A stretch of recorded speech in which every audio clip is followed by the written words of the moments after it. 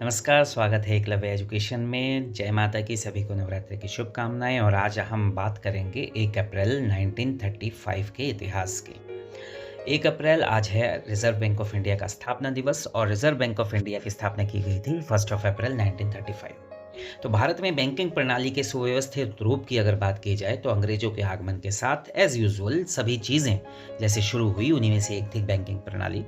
सबसे पहले messrs Alexander and company ने 1770 ईस्वी में एक बैंक की स्थापना की गई थी जिसका नाम था बैंक ऑफ हिंदुस्तान। वो भारत में व्यवस्थित रूप से खुलने वाला पहला यूरोपीय बैंक था।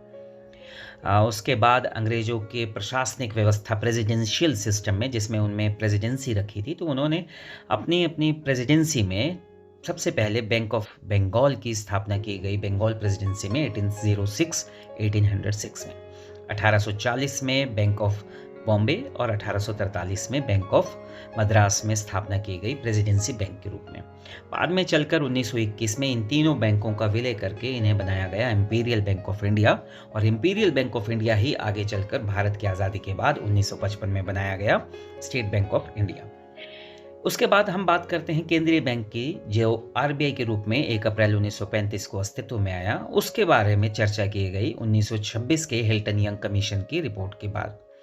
1926 के हिल्टन यंग कमीशन, जिसकी स्थापना 1926 में हुई थी, उसने सुझाव दिया था कि भारत में एक केंद्रीय बैंक होना चाहिए जो ईस्ट इंडिया कंपनी के सहयोग से एक रेगुलेटरी बैंक के रूप में काम करे।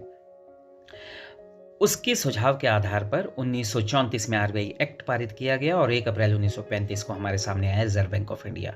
रिजर्व बैंक ऑफ इंडिया के पहले गवर्नर बने थे सर ऑसबोर्न स्मिथ, और जो अगस्त 1943 में भारत के पहले भारतीय गवर्नर बनने का गौरव प्राप्त हुआ सर सीडी देशमुख।